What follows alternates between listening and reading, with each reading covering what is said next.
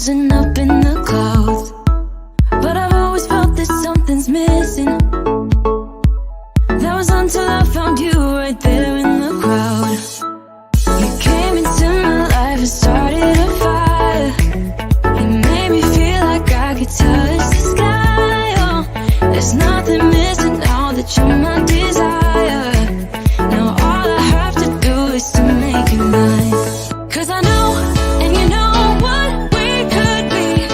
Like a song, like a perfect melody. Baby, don't say you don't believe in me. 'Cause you know, and I know, we're onto something good. You know, and I know, we got something good.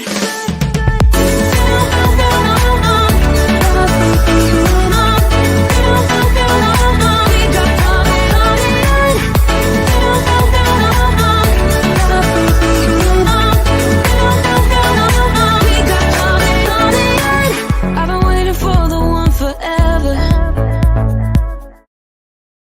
Hey everybody, it's Dan. Hope you're well today. So welcome. We've not gone live for an absolute age, it seems, but we've found an opportunity to do it. So here we are. Hope you're well. Hope you're surviving. Hope you're enjoying your summer. We're back in Spain. We managed to get over to the UK for a week, which was awesome. Got to see family and friends. Even had a night out. That's been 2 years in the making as that night out. Anyway, in today's session, I want to talk to you about potential of businesses and why most business owners never kind of reach their potential with their business. And it's fairly obvious about, from my point of view anyway, owning a marketing business, it's fairly obvious why business owners never quite reach their potential. There's a couple of moving parts in here. So obviously you've got things like systems, you've got training, you've got the right kind of people, but specifically I want to target this from a marketing angle. So that's what we're going to talk about in this session.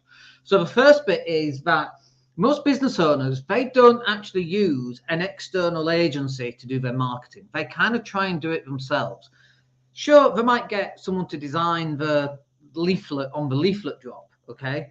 But they're the ones saying, oh no, can you change the logo and make it slightly bluer, slightly to the left, slightly down a bit, make the text slightly bigger, move it slightly to the left. Regardless of whether that's what is going to be effective on the leaflet, they're running it all themselves. They're making all the decisions. And I don't think that's necessarily the right way of looking at it. Like, you've got to put your trust into professionals. So for example, we run a digital marketing agency, and we speak to a lot of people every single week who are looking for help with their marketing. Some of the ideas that people come out with are just crazy. They're trying to sell directly off the page. And what I mean by that is, it's like, let's pick a product, let's say cups. This is a cup that you put in the freezer and it keeps your drink cold. So they're trying to sell this directly off the page. Now, it is a retail product, so you might get some traction on that. But if you're selling services like coaching, you ain't selling coaching directly off a Facebook ad. You might have to send them to the website, they download something, they join a free webinar. There has to be an entire sales process that's at play here in order for you to sell whatever it is that you want to sell. Now, like, nobody wants that. And I get it, nobody wants it. We don't want it either. But if that's what it takes in order to sell your thing, whatever your thing happens to be, then that's what it's going to take. You can't just change the way that people buy because it doesn't suit you and your business and you want instant results. And getting those instant results is really hard. So you might have a business and you're selling coaching of some kind. Coaching is a really good example. We work with a lot of coaches, and we work with people who are in like business opportunities or wealth creation. We work with clients who are in that, and we help build out their systems and processes. So it might be, download this free guide, come and do some free training, join this free webinar, download the PDF that you need for the webinar. We create all of this for them. We create the slides, we create the PDFs. And then it could be sending out 4 email reminders ready for the webinar. Then they join the webinar, and then it's like, what's the next step after the webinar? What do we want the person to do? We want them to schedule a phone call so you can qualify them on the phone. And this is what most business owners try and do, and what most coaches try and do is they're trying to create the Facebook ads, then they're creating the webinar, then they're creating the landing pages, then they're creating the emails. It's impossible to be good at all of those different things. Whereas for us, we've got graphic designers sat around waiting, desperate to do a webinar. We've got video editors desperate to create exciting videos that's going to get people clicking on the link and get people to sign up. But if you're a coach or whatever it is that you happen to do, chances are you've probably not got that as a skill set. If you have got that as a skill set, you went to uni or you've got experience in marketing. I'm not a great believer that you need a degree in anything these days, unless it's brain surgery. You probably need a degree for that. If I had brain surgery, I would like my surgeon to have a degree in brain surgery, not something you saw on YouTube. But the chances are you've not got that skill set. So you've got to start using the professionals to do your marketing for you, because you're going to cut out an awful lot of time and you're going to cut out an awful lot of waste on spending money on Facebook ads. Trust me on this when I say, and I see it all the time, people say Facebook ads don't work, and they go out and spend so much money on Facebook ads and they don't close a damn thing. All they've done is spent an awful lot of money on Facebook ads and have got nothing left for it. Start using professionals in your marketing who've got experience, who've seen what you do before and know what works and knows what doesn't work as well. Next bit, number 2 then, is never building systems that make their marketing work. And this kind of ties into number 1 as well. So the systems are, we just literally had a phone call with one of our existing clients who's hopefully is going to renew the contract. We think they probably will. But one of the questions is, what's the sales process for this particular product? What does that look like? How does that happen? Someone sat around and they want to buy something. How do you take the payment? Do you qualify them first? Is it a phone call? What is that? And then we're looking at that and looking, have I got a list of 28 questions that they have to ask in order to know that they're a right match? And if so, why are you doing that on a phone call? Why are you not creating an FAQ with 28 questions answered all by video? And that takes that out of the loop, so that when you do actually get someone onto a sales call, they've already had all those questions answered because of the videos you've already done. Now you can focus on actually closing the sale. So you've got to start building these systems, and these systems can take time. These systems take knowledge, they take experience, they take skill and expertise to implement.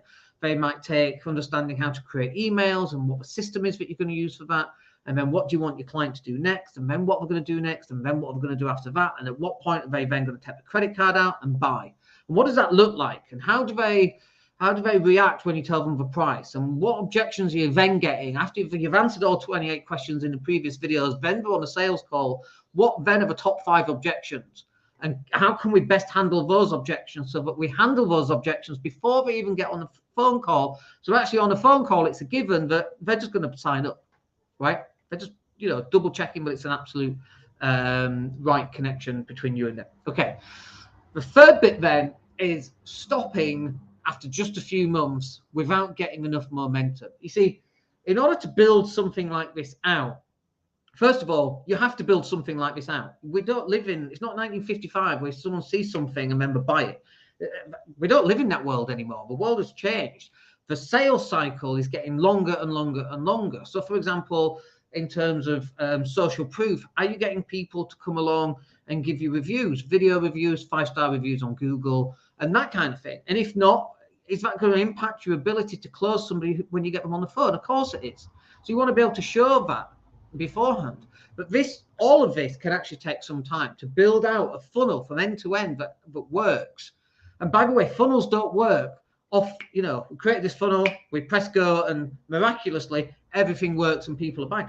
We don't live in that world. I wish we did live in that world. We live in a crazy, crazy, crazy world right now.